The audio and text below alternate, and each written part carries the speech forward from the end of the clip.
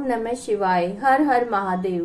भगवान भोलेनाथ के प्रिय मास यानी सावन के महीने में भगवान भोलेनाथ की गई थोड़ी सी भी आराधना अत्यधिक फल देने वाली मानी गई है। इस मास में शिवलिंग का पूजन करना और शिव कथाएं सुनना अत्यंत कल्याणकारक माना गया है। तो आज की इस वीडियो में आप श्रावण महात्म के चौथे और पांचवें अध्याय का पाठ सुनेंगे। भगवान शिव ने सनत कुमार जी से कहा, हे ब्रह्मपुत्र, अब मैं धारण पारण व्रत को कहूंगा, उसे आप सुने। पूर्व प्रतिपदा तिथि को पुण्यावाचन करवाकर एक दिन धारण और दूसरे दिन पारण करें।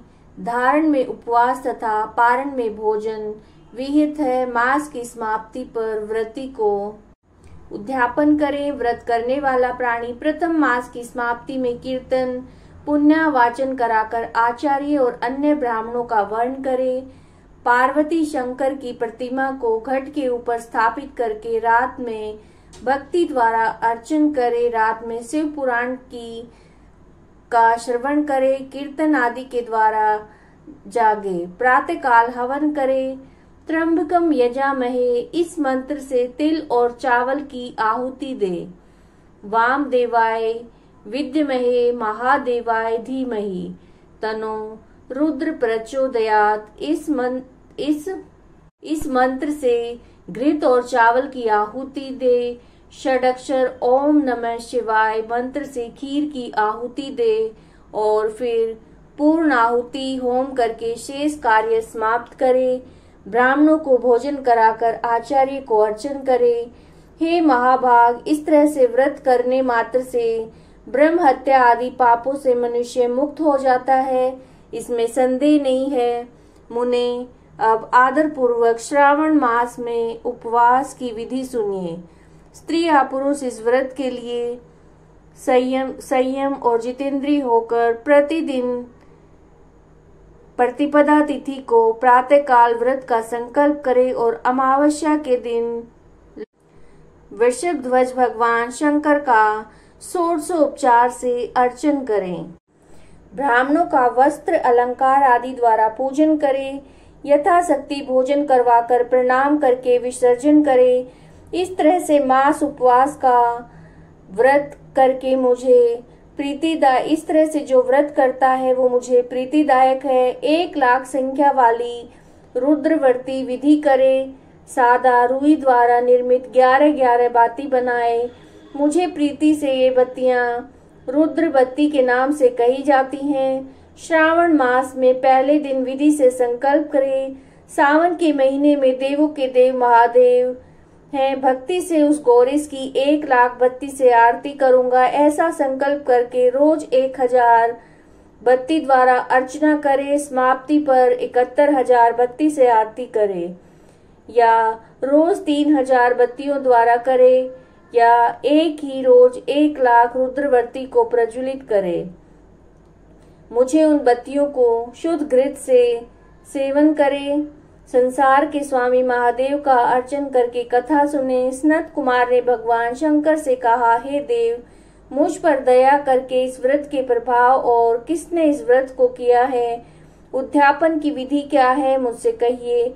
भगवान शंकर ने सनत कुमार जी से कहा, हे ब्रह्मपुत्र, ध्यान देकर सुनो। यह व्रतों में श्रेष्ठ रुद्रवर्ती व्रत महान पुण्य देने वाला और संपूर्ण उपद्रवों का नाश करता है। प्रीति तथा सौभाग्य देने वाला है। पुत्र पौत्र सौभाग्य देने वाला है। इसकी एक पुरातन कथा कहते हैं। शिप्रा नदी के किनारे रमणीक उज्जैनी नाम की पुरी है। उस पुरी में सुगंधा नाम वाली एक सुंदर वैश्या थी। उस सुगंधा ने युवा पुरुषों और कई ब्राह्मणों के धर्म को भ्रष्ट किया। बार बार बहुत से राजा और राजकुमारों को नग्न किया। उस वैश्या के शरीर की सुगंध 1 कोस तक सुगंधित होती रहती थी। पृथ्वी पर उसके रूप, लावण्य और कांति की ख्याति थी। नाच और कार्य में रंभा आदि देवांगनाओं का भी अपमान करती थी। कौतुक वंश किसी समय वह वैश्या भ्रुकुटी तथा कटाक्षों के काम बाण को त्यागती हुई शिप्रा नदी पर गई। वहां उसने ऋषियों से युक्त क्षिप्रा नदी को देखा। कुछ ब्राह्मण स्नान में संलग्न थे, कुछ जप कर रहे थे, कुछ शिवार्चन में और कुछ विष्णु अर्चन में लगे हुए थे। उन सभी के मध्य ऋषि वशिष्ठ को उस वैश्या ने देखा और उनके दर्शन मात्र के प्रभाव से वैश्या की धर्म में वृद्धि हो गई। जीवन तथा विषयों से मन हट गया। वह वैश्या विवश होकर मुनि श्रेष्ठ वशिष्ठ को बार बार प्रणाम करके अपने सारे पाप कर्मों के नाश का उपाय पूछा। सुगंधा ने कहा कि हे विपेंद्र, हे योगी, मैंने बहुत से पाप किए हैं प्रभु, आप उन संपूर्ण पाप नाशों के उपाय को कहें। वशिष्ठ मुनि ने उस वैश्या की वाणी को श्रवण करके उस वैश्या के कर्मों को जानकर उससे कहा, हे भद्रे, एकाग्रचित होकर सुनो, तेरे पापों का नाश जिस पुण्य से हटेगा वो सब मैं कहता हूँ। हे भद्रे, त्रिलोक के प्रसिद्ध वाराणसी में जाकर त्रिलोकी में रुद्रवती नामक इस व्रत को करो। भद्रे, रुद्रावती व्रत महान पुण्य देने वाला तथा शिव प्रीति कारक है। इस व्रत को करने से तेरी उत्तम गति होगी। सारी विधि सुनकर ये वैश्या खजाना, नौकर और मित्रों को साथ लेकर काशीपुर गई। यहाँ वशिष्ठ जी के कहे अनुसार व्रत किया, जिसके फलस्वरूप ये वैश्या 5 भौतिक देह के सहित भगवान शंकर के शरीर में लय हो गई।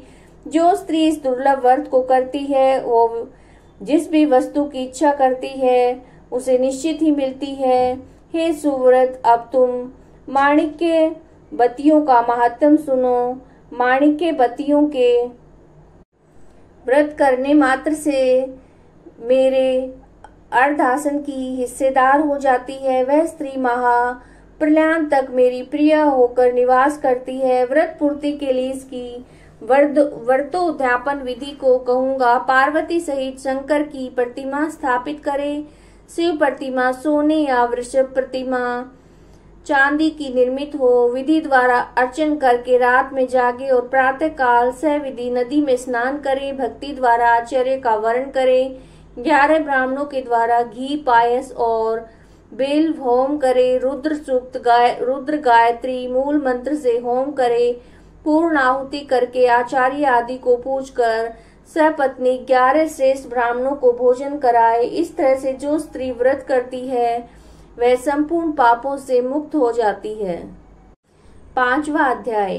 भगवान बोले, हे सनत कुमार, कोटि लिंग का महात्म और पुण्य का विधान नहीं कहा जा सकता। जब एक लिंग महात्म की कथा कहना असंभव है तो कोटि लिंग महात्म की कथा कौन कह सकता है।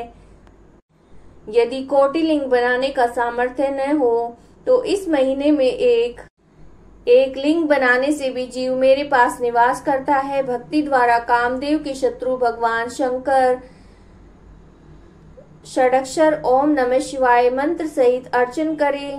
गृह यज्ञ का उद्यापन करे। हवन तथा ब्राह्मणों को भोजन कराए। इस तरह से व्रत करने से ऐस में मृत्यु नहीं होती। इस मास के व्रत सहित लिंगार्चन वंध्यातु को हरण करके संपूर्ण आपत्तियों को दूर करता है। जो प्राणी पंचामृत से श्रावण मास में अभिषेक करता है वो इस देह को छोड़कर कैलाश में मेरे नजदीक आकर 1 कल्प तक निवास करता है।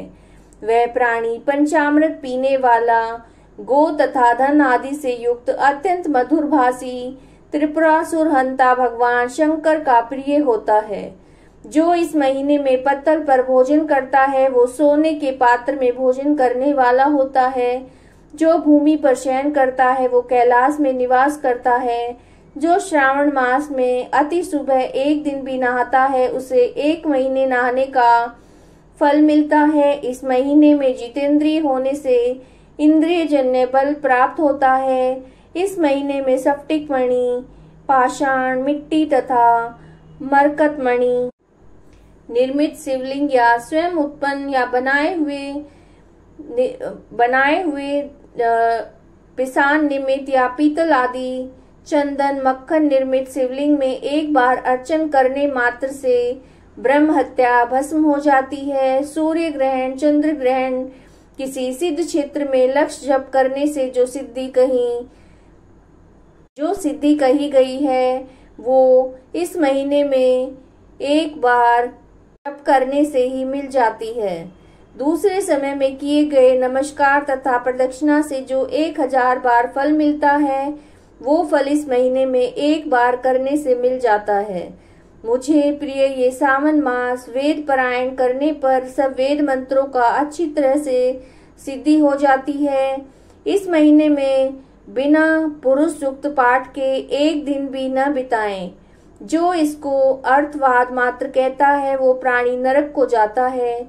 समिधा, चरु, तिल और घी से ब्रह्म यज्ञ करे। धूप, गंध, पुष्प, नैवेद्य आदि से वेद द्वारा अर्चन करे। शंकर के रूपों का यथोचित ध्यान करके शक्ति द्वारा कोटि होम, लक्ष होम और आयुध हवन करे। तिलों के व्याहृति मंत्रों से हवन करे। इसी का नाम ग्रह यज्ञ है। हे सनत कुमार, अब मैं वार व्रत कहूंगा, आप सुने। पहले रविवार व्रत को कहूंगा। रमणीक प्रतिष्ठानपुर में सुकर्मा नाम का दरिद्र ब्राह्मण रहता था।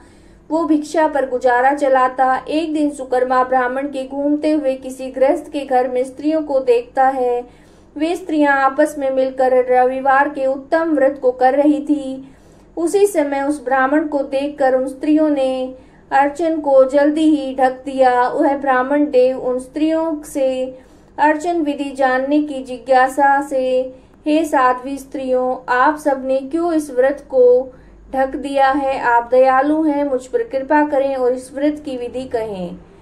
दरिद्र अवस्था से मैं दुखी हूँ। ये उत्तम व्रत को श्रवण करके मैं व्रत करूंगा और इस व्रत के विधान को और फल को कहिए। स्त्रियों ने कहा, हे द्विज, यदि व्रत में उन्माद या प्रमाद, विस्मरण, भक्तिहीनता या अनास्था करेंगे तो इस व्रत को तुम्हें कैसे दें? उनकी ऐसी वाणी श्रवण करके ब्राह्मण ने कहा, हे स्त्रियों, मैं ज्ञानी और भक्ति युक्त उत्तम व्रत को करने वाला हूँ। इस तरह से उसकी वाणी सुनकर उन स्त्रियों में से एक प्रौढ़ स्त्री ने रविवार व्रत तथा उसकी विधि उससे कही। श्रावण मास में शुक्ल पक्ष के पहले रविवार को मौन होकर उठें, शीतल जल में स्नान करें और नित्य क्रम से निवृत्त होकर पान के पत्ते पर 12 परिधि वाला मंडल लिखें। उसको लाल चंदन द्वारा सूर्य नारायण के तुल्य गोलाकार लिखें। उस मंडल में संज्ञा नाम वाली स्त्री सहित सूर्य का लाल चंदन से पूजन करें। घुटना जोड़कर भूमि पर स्थित होकर सूर्य के 12 मंडलों पर अलग अलग चंदन से युक्त लावा तथा जपा पुष्प से युक्त अर्घ्य को श्रद्धा और भक्ति से सूर्य नारायण को दें। अर्घ्य को रक्त अक्षत, जपा पुष्प उपचारों द्वारा युक्त करें। नारिकेल बीज और खांड शर्करा से युक्त सूर्य के मंत्रों को कहकर नैवेद्य दें। सूर्य के 12 मंत्रों द्वारा सत्वन करें। 12 बार नमस्कार करें। 12 बार प्रदक्षिणा करें। 6 सूतों को एक में मिलाकर उनमें 6 ग्रंथि लगाएं। उस सूत्र को सूर्य नारायण को अर्पण करके उसे अपने कंठ में बांध लें। 12 फल से संपन्न वायना ब्राह्मण को दे। इस व्रत की विधि को किसी से नहीं कहना चाहिए। हे विप्र, ये व्रत करने से निर्धन प्राणी धनवान और पुत्रहीन प्राणी पुत्रवान हो जाता। इस प्रकार श्रावण मास में 4 रविवार या 5 रविवार होने से व्रत की संपूर्ण फल की इच्छा के लिए उद्यापन करें। इस व्रत को करने से सिद्धि होती है। वह ब्राह्मण उन साध्वी स्त्रियों को नमस्कार करके अपने घर चला गया। घर आकर जैसा सुनकर आया था वैसी सारी विधि द्वारा उस व्रत को अपनी दोनों कन्याओं को भी व्रत की विधि बताई और व्रत के सुनने से और अर्चन और दर्शन मात्र से दोनों कन्याएं देवांगना के तुल्य व्रत विधि के प्रभाव से सुंदर हो गई और उसी दिन से उस विप्र के घर में लक्ष्मी निवास करने लगी। किसी राजा ने उस ब्राह्मण के घर के समीप रास्ते से होकर निकलते हुए अति उत्तम दोनों कन्याओं को बरामदे में खिड़की पर बैठे देखा। बालिकाओं को देखने से राजा मोहित होकर क्षण भर वहीं पर स्थित हो गया। राजा ने ब्राह्मण को बुलाकर दोनों बालिकाओं के लिए याचना की। ब्राह्मण ने भी प्रसन्न होकर दोनों बालिकाओं का विवाह राजा से कर दिया। इस प्रकार दोनों कन्याएं व्रत को करके पुत्र पौत्र आदि से युक्त हुई। तो ये आप श्रावण महात्म की कथा का श्रवण कर रहे थे। अगर वीडियो अच्छी लगी है तो लाइक कीजिए, शेयर कीजिए। हर हर महादेव।